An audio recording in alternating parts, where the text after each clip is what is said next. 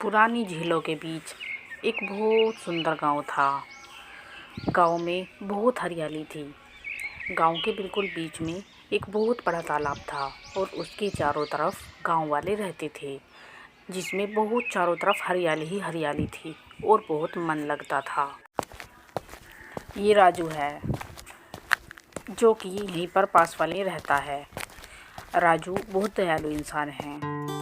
राजू अपनी पत्नी और अपनी बूढ़ी माँ के साथ इस गांव में रहता है। ये राजू की पत्नी और ये राजू की बूढ़ी माँ है। राजू आदत में बहुत अच्छा है और बहुत दयालु इंसान है, लेकिन राजू की पत्नी को कोई बच्चा नहीं है। वहीं गांव से कुछ ही दूरी पर एक बहुत बड़ा वृक्ष था और उस वृक्ष के नीचे एक बहुत सुंदर परी रहती थी। वो परी देखने में बहुत सुंदर थी और जादुई परी थी। वो उस पेड़ के आसपास ही घूमती रहती थी, क्योंकि वो उस वृक्ष के ऊपर ही रहती थी। एक दिन की बात है।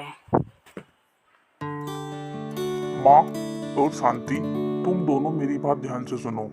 मैं कुछ दिनों के लिए यहाँ से बाहर जा रहा हूँ। तुम दोनों अपना ख्याल रखना और मैं जल्दी ही वापस आ जाऊँ। ठीक है बेटा, तुम बाहर तो चले जाओ, लेकिन तुम भी अपना ख्याल रखना और जल्दी ही वापस लौट आना। ठीक है, ऐसा नहीं कि वहीं पर जाकर वहीं रह जाओ। जल्दी ही घर वापस आ जाना, हम इंतजार करेंगे। ऐसा बोलकर राजू वहाँ से कुछ दिनों के लिए बाहर चला जाता है। क्यूरी, तो यहाँ खड़ी होकर हमारी क्या बात सुन रही थी? जा मेरे लिए जल्दी से चाय बना कर लेकर आ। ठीक है माँ जी, मैं अभी लेकर आती हूँ। ऐसा बोलकर राजू की पत्नी अपनी सास के लिए चाय लेने के लिए किचन में चली जाती है। अरे बहू, चाय बना रही है या बीरबल की खिचड़ी बना रही है? इतनी देर हो गई, अभी तक तुझसे चाय नहीं बनी क्या? जल्दी से चाय लेकर आ।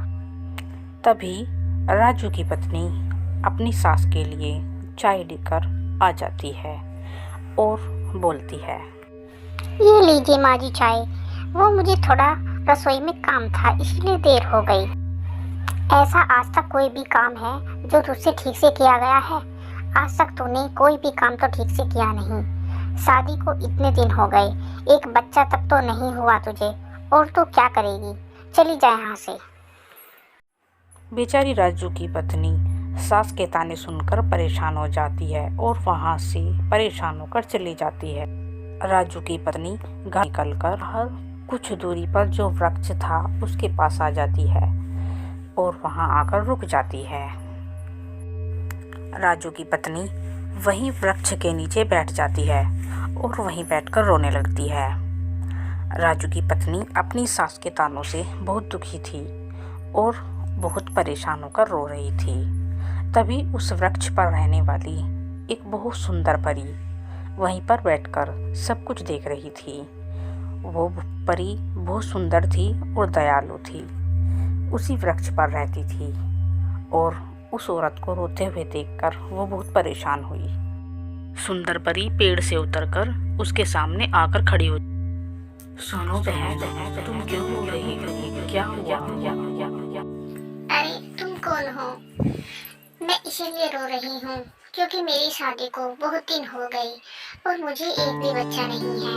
मेरी सास मुझे हर वक्त ताने देती रहती है।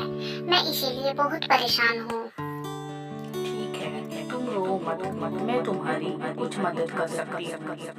तुम जैसा कहती हो मैं तुम्हें ये जादू जूस दे रही हूँ। इस जूस को तुम किसी के सामने मत गिरना, अकेले रात में पीना और तुम्हें बच्चा जरूर मिलेगा। ठीक है, आप जैसा बोल रही हूँ मैं वैसा ही करूँगी। मैं इसे किसी के सामने नहीं पीऊँगी, मैं इसको अकेले में ही पीऊँगी। राजू की पत्नी अब बहुत खुश होती है और अपने घर के लिए निकल पड़ती है और परी वहाँ से गायब हो जाती है। राजू की पत्नी जल्दी जल्दी तेजी से जाकर घर के अंदर चली जाती है और जूस पी लेती है। और कुछ ही दिनों बाद परी की कही हुई बात बिल्कुल सच हो जाती है और उनकी एक बहुत सुंदर संतान होती है और अब वे बहुत खुश थे अपने बच्चे के साथ। कैसी लगी कहानी कमेंट करके ज़रूर बताइएगा और चैनल को सब्सक्राइब कर दीजिएगा दोस्तों। Thank you so much.